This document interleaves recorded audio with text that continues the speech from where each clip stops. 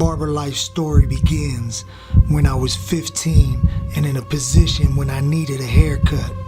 I'm naturally an artist because of my father, so my instinct was to get some clippers and get the job done. But once I started cutting on the block and in kitchens and bathrooms, on porches, I'm saying some dangerous areas because of suspicious characters or unruly and emotional child patrons, I had to stay on my toes, head on a swivel, keep my eyes open. I learned the art of barbering by watching other people and making a lot of mistakes.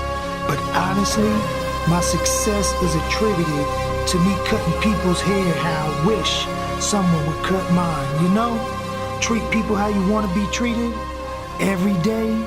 See, I'm just an everyday barber.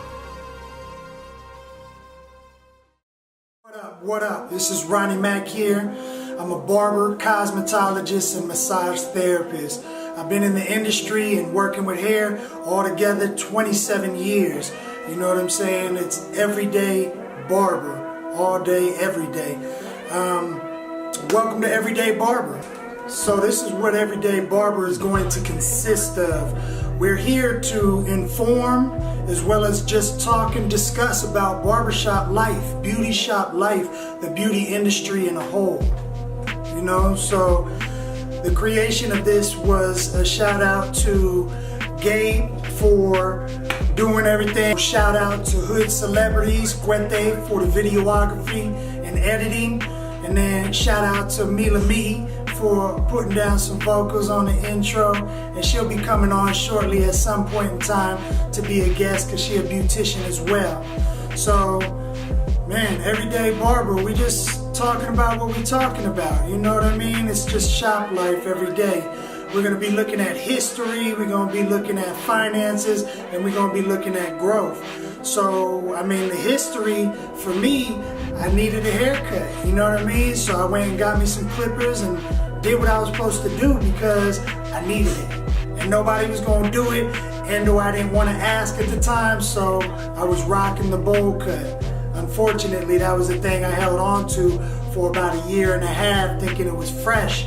And when I realized it really wasn't, was then I started blending and trying to next level myself into, I guess, clipper work. So getting into the barber school, beauty school, doing all of these industry things and understanding some of the education that they're giving me and trying to piece together the history of the shop or the business of the shop, being that, you know, we didn't have a shop in the beginning. You might have been in your kitchen, or we looking historically, they probably out there in the dirt, you know what I mean, with a knife and some water or something, you know. So the shop isn't the building, you know, we speak on it like the church. The church isn't the building, the church is the people. Barbering isn't a building, the shop is not what it is, we are what barbering is. Therefore, it's one of those shop and business are kind of one and the same when we turn around and take out the money, so then we look at how we invest and use our money later, they're separate. So just looking at the history of things and realizing where we're at in the industry is what Everyday Barber is. At this point in time, we're looking at how things are going on in the industry and the growth and crazy expansion, the respect and interest that the people have, you know, looking at a recession. Recessions statistically are a time when people are trying to figure out really where they're going. How can they create more money? Is this job for me? Do I need to become something else? So then they turn around and they start going to trade schools, and barber and beauty happens to be one of the highest attended schools during the recessions when people are trying to figure out where they're going. So, you know, there's a lot of growth going on, and people are coming in and probably never even thought about being a barber or a beautician. So it's questionable whether they're going to stay. And then, of course, it'll be questionable from us as veterans. Are they really here for a good reason? Are they investing into the industry, or are they just taking money, you know? So looking at the history of it, man, I got really excited and started piecing together the history of us in the books that they're teaching where we came from and what we've been through and what we accomplished, and then how it's separated from barber to doctor and, you know, our scopes of practice. So loving that portion of it, and then getting into history in just the world and seeing how things evolved from France and Africa and Egypt to America, and the demise of the barber industry in the late 1800s to the rise again in the 1920s, and now where we're at as far as, are we oversaturated with people who want to be in the industry because they want to give back, or are they in the industry because of the money and, you know, the benefits that we get from the industry?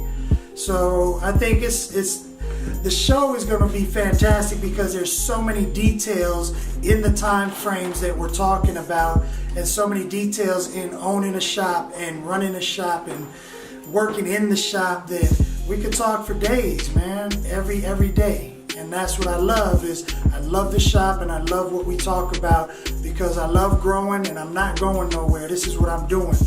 So the history is going to be a fantastic thing to get into, and hopefully it'll educate and broaden our perspective of who we are and where we're at as an industry, and what we actually give to the people, and how important we are as a cornerstone to where we're going.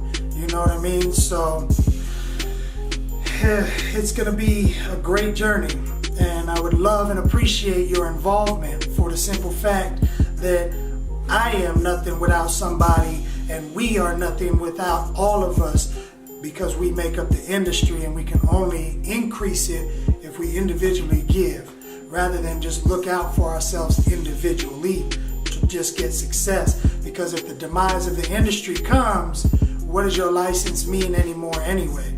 You know, so the profession is great. We are professionals, but there's things in question that will threaten the way of our living and our business in the shop as professionals. So we have to be aware of that, which goes kind of into the history / business aspect. Before I get into some of the business, it's just going to be looking at, okay, Tamara Johnson, shout out to Politics Beauty and the movement that she's created coming out of Atlanta, Georgia, for the political aspects of the barber beauty industry.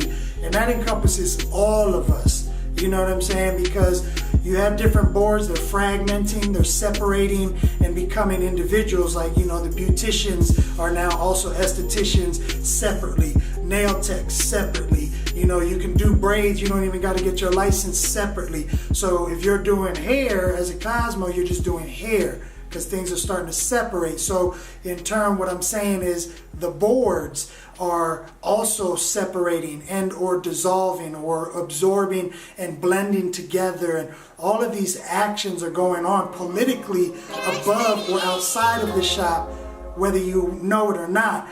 And, you know, ignorance is bliss, but it's not an excuse. So at the end of the day, are we politically and businessly, right?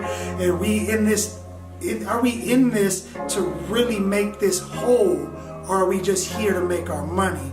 So we're going to be using this platform also to reach out and educate the people about the political realm. And hopefully there'll be a greater interest, for the simple fact that if we're not involved politically in the laws that are being implemented or put on the table to be voted on, if we don't have no say-so, just like in anything else, if you don't vote, then you can't complain when it's over and they have said and done what they've done. So the shop obviously depends on the business aspect of the political laws being implemented and passed. So transitioning now into the business aspect of the barbershop, the beauty of barbering to me and the shop in a whole is initially you get in with wanting to cut hair like I did. You know, I needed a cut, so I got some clippers and I made it happen. I'm an artist, therefore it was something that just came naturally to me, right? So I went and got the clippers and I started cutting, and I started cutting some of my friends at the house, and then go wherever I'm going and You know, so I'm cutting and I finally find a shop, and now I'm in the shop and I'm cutting at the shop. You know, being an independent contractor, I'm still a business owner, but yet I'm under somebody else's roof. So it's kind of the best of both worlds in the sense that I get to be able to be free and not have to worry about the overhead, but yet still I could stay a little bit more committed to being a businessman and really trying to become professional and disciplined in my practices, not just coming to the shop and cutting. Now I'm coming to the shop and I'm cutting and I'm cleaning and I'm making sure I'm dressed well and I'm making sure that I'm approaching and dealing with the customers in a courteous, professional manner to make it a warm atmosphere that they're going to come back to.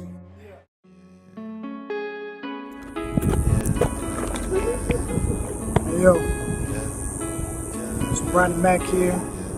Truly appreciate y'all supporting us and checking us out. You can check us out on Twitter, Instagram, Facebook, YouTube. Every day, man.